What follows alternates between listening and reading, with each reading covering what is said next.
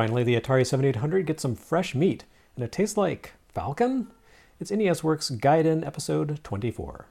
I don't! You do! I don't! You don't! I do!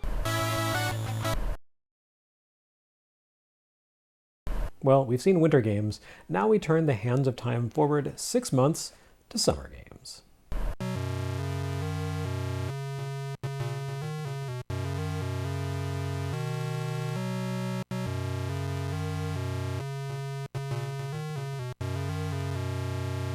Like I said last episode, Winter Games worked really well in its original context as a Commodore 64 game in 1984, and nowhere near as well as a cut-down console game several years later. Would you believe that Summer Games fare is almost exactly the same? I suppose conversions of these titles to 7800 were essentially inevitable, given the close relationship between Atari and original developer Epyx.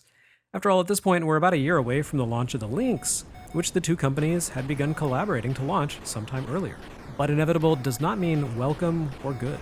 Summer Games fares quite a bit worse on 7800 than Winter Games did, and Winter Games was no gold medal contender itself. As with Winter Games, only 4 Olympic events make the cut here. Am I allowed to say Olympics? Is the IOC going to give me a copyright strike? I hope no cops are watching this episode. Anyway, the 4 events in question are diving, the 400-meter relay, gymnastics, and swimming. There's nothing so varied as Winter Games biathlon here, and 2 of the events, the relay and swimming, are essentially the same thing with different visuals. Both of these events focus on rhythm, like Winter Games' speed skating. Simply pumping the action button won't get you far. The secret to these events is to work up and maintain an optimal rhythm. The relay has a very, very slight variation to it in that you need to hand off the baton midway through the race, but really playing just comes down to finding the ideal rhythm. So far as I can tell, that rhythm is the same each time you play. For those in the audience who wish Summer Games could be more like Konami's track and field, well, the good news is that 2 of the events have button mashing variants, meaning there are technically 6 events in this cartridge if you really want to be generous. The variants emphasize pure speed, which of course means you're just smashing a button as quickly as possible, as one does.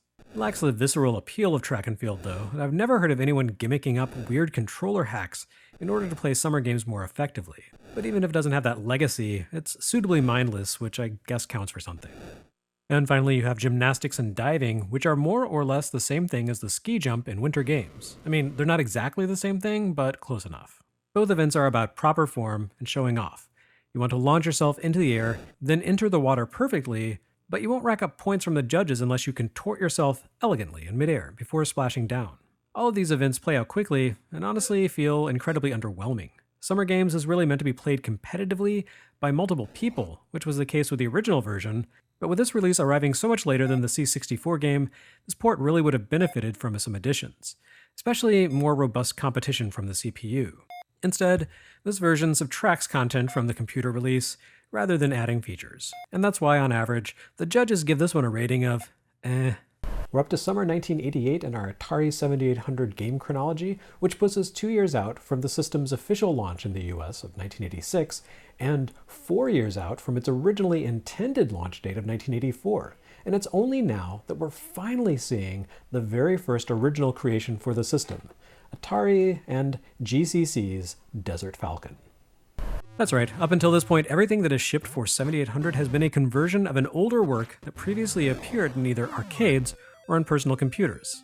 This has had the unfortunate side effect of making the 7800 feel like much more of a dated relic than the hardware really deserves, during a critical period where competing consoles from Sega and Nintendo were coming to their own with rich libraries of games designed specifically for their hardware.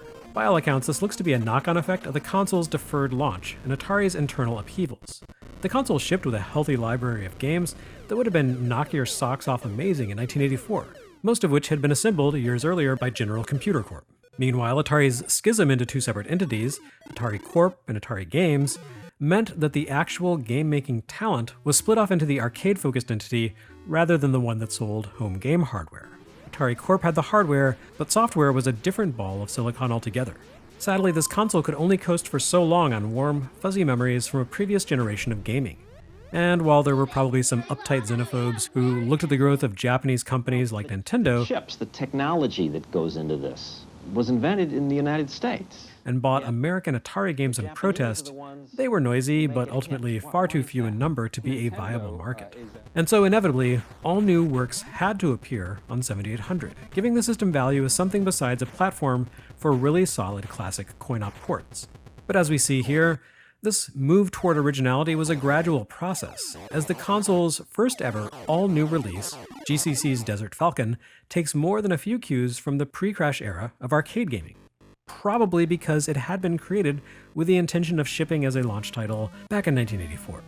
Specifically, Desert Falcon is a dead ringer for Sega's Zaxxon. Zaxxon is one of those rare coin-op classics that Atari and AtariSoft somehow did not have the rights to. While the game did show up on Atari 2600, that version was ported by Coleco as one of those 2600 carts that they didn't put nearly as much effort into as they did for their own ColecoVision version. Since Atari did not have the rights to publish Zaxxon for 7800, GCC whipped up the next best thing. A blatant derivative that threw in a few new ideas and mechanics. Still, there's no mistaking the intent here. Desert Falcon unfolds through the same isometric perspective as Zaxxon, with players flying within 3 dimensions into a diagonally scrolling world. Your ship can vary its height even as it banks left and right, fire straight ahead, and explode upon contact with anything it touches. I wouldn't call Desert Falcon a direct Zaxxon clone, however. It has its own distinct flavor, structure, and mechanics. For one thing, you control a bird rather than a spaceship, and that's not some superficial sprite skin. As an actual, literal bird, the Falcon can touch down and travel on foot, well, claw, which brings a terrestrial element to the action completely lacking in Sega's game. While on foot, you move more slowly, but your movements determine the speed at which the forward scrolling advances. In fact, you have total control over Desert Falcon's forward scrolling. The higher you fly, the faster you move forward, meaning that swooping down low to the ground causes the action to advance at an appreciably slower rate than when you hit the ceiling. Taking to the ground has other benefits besides arresting the screen movement. For one thing, aerial enemies can't hurt you when you move along the ground. Burrowing enemies begin appearing out of the sand when you're on the ground, but they're less frequent and easier to avoid than flying foes, which makes the surface a relatively safe place to be. More importantly though, sticking to the ground allows you to gather items and opens up the game's power-up system. As you fly through the stages, you'll spot a variety of collectibles littering the surface of the desert floor, and you can only collect these by hopping over them. Gems and gold bricks exist simply to grant you points, which are admittedly important here in this score-focused game, but what you really want to grab are the hieroglyphs that appear scattered all over the ground. On its own, one hieroglyph does nothing. You grab it, it disappears, and the symbol appears in the status bar to no apparent effect. It's not until you collect 3 hieroglyphs that things get wild. Or perhaps you'll acquire 3, and nothing will continue happening. It really depends on which 3 you collect. Desert Falcon's power-up system consists of 8 different symbols strewn across the desert floor, and acquiring specific combinations of hieroglyphs in a specific order grants your bird buddy special abilities. Some of these power-ups activate immediately upon completing a set of 3, such as the extra life, but many require the player to trigger them manually with the controller's second button. These powers range from a warp that skips you to the end of the stage, to Omnicide, a smart bomb, to rapid fire, and even the ability to freeze or instantly kill the Sphinx boss that awaits at the end of a stage. By my admittedly terrible math, this amounts to 512 possible combinations of symbols, and about 70 of them amount to something more than just a score bonus. It might be more accurate to say that 64 of them amount to something more than a score bonus, and 6 of them amount to less than a score bonus, since those 6 inflict power downs ranging from an inability to move through water to the temporary loss of flight. It's pretty rare to collect this dirty half dozen of combinations, but it can happen, so you're best to use caution when gathering hieroglyphs. Then again, the power-ups evidently only appear at higher difficulty levels, and the thing about the higher difficulty levels is that the more time you spend fussing over ground-based collectibles, the less energy you're spending on avoiding deadly threats in the air. Desert Falcon has 4 difficulty settings ranging from a laid-back shooter where enemies appear a few at a time and go fairly easy on you, to the maximum difficulty, which is essentially a non-stop blitz of death. Desert Falcon's shortcomings become more apparent at the top difficulty setting, most of which have to do with the somewhat sluggish movement of your Falcon and the imprecision of the isometric viewpoint. Desert Falcon suffers quite a bit more visual ambiguity than Zaxxon, and it can be difficult to determine the precise height of an enemy's flight path. Naturally, they have no trouble orienting on your altitude to smash into you from below, turning the more advanced difficulty settings into more of an exercise in evasion rather than combat. Another frustration comes from the scenery. The obelisks and pyramids that dot the landscape give the game a distinct cradle of civilization vibe, but their sloped surfaces have some of the most imprecise collision edges you'll ever find in a shooter. The Sphinx bosses can be equally vexing. While they basically sit motionless and explode in a single hit on the lowest difficulty level, on expert mode they take multiple hits and spew a constant stream of homing projectiles, while endless formations of enemies jet toward your ship, making it nearly impossible to land a shot without using one of the power-ups that immobilize the bosses. For all that Desert Falcon does well, it nevertheless comes off feeling somewhat underbaked, and the fact that it didn't hit retail until 4 years after its intended debut certainly doesn't help matters any. The very first exclusive release for Atari 7800 is good, but it's not great. And it's not even really an exclusive. GCC also scaled down the game for release on Atari 2600 and the 8-bit XEGS computer line, all of which Atari continued to support in tandem with the 7800. That didn't exactly make for the best sales pitch to convince the world to buy into the 7800.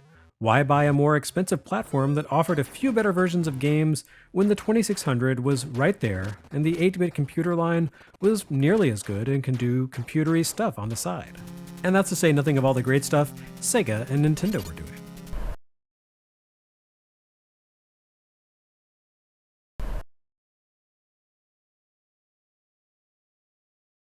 Speaking of Nintendo, in the next 7800 retrospective, we'll see Atari's direct answer to Nintendo's growing threat.